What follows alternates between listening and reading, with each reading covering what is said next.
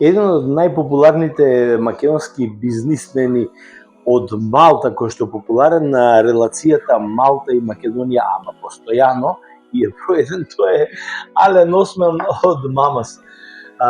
Добре дојде кај нас во емисија, добре дојдовме ние кај тебе. Ален, ова е факт. Ти си можеби најпопуларната бизнис фаца која што е постојано на релација, цел свет си, но на релација Македонија-Малта си постојано. Тука веќе сите те познаваат. Дури политичарите веќе те запозна во Малта со она процедурално одбивање за пасош, кој што беше невообичаено и не беше некако по стандарди. А во Македонија си ностоп на таа релација, бидејќи сека пристигнува во Македонија, медиумите знаат, те слушаат, те викаат како гости. Имам 2-3 прашања. Прво, начув, не знам дали е вистина, дека малтежаните ја сватиле грешката со одбивањето на пасош, ти понудиле повторно да аплицираш, да ја поправат грешката, или само сум начул нешто погрешно? Па да, мислам дека апликацијата предпоставувам не беше процесирана до крај и не беше видена подетално како таква. Мислам дека направија грешка во видео дека апликацијата сама не е процесирана како што треба да настана.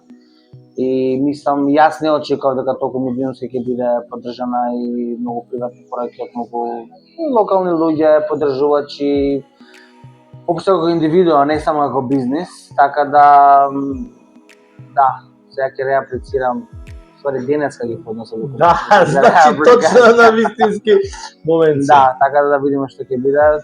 Се надевам дека овој пат ќе биде позитивно.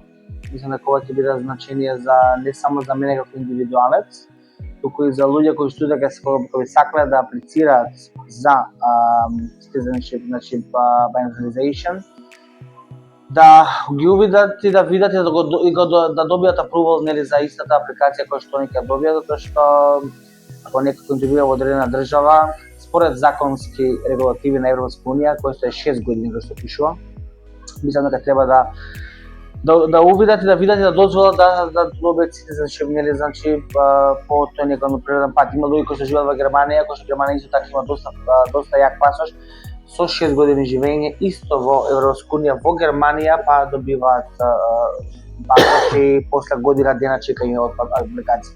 Ова е повод за следната епизода, како прв дел ова ќе го кажеме, разговорот со тебе, и отвараме една тема.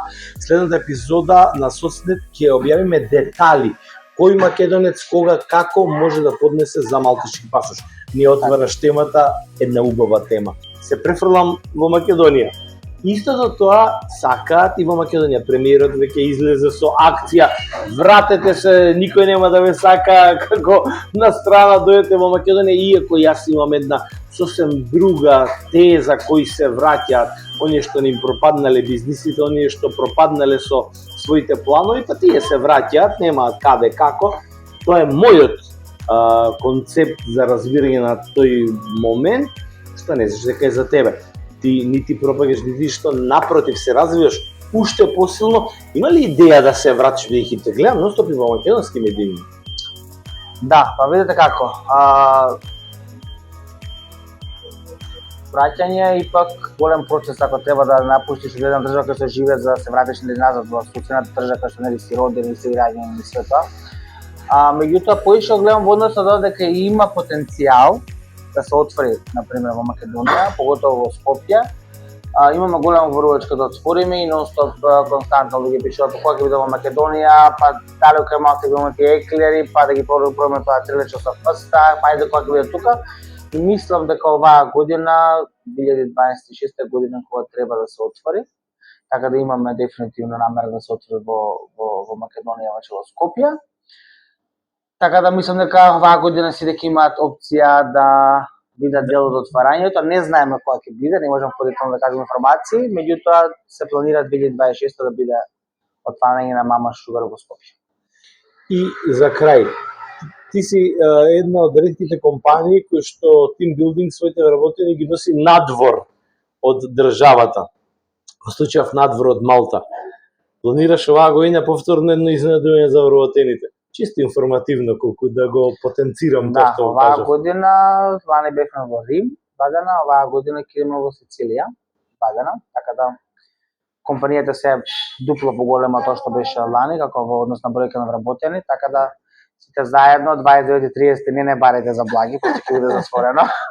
Така да 29-30 јануари ќе бидеме затворени, сите локали ќе бидат затворени и ќе се журкаме во Сицилија. Ален, да ми ја поздравиш Таормина и ти благодарам за твоето гостување денеска во епизода. On Macedonian language.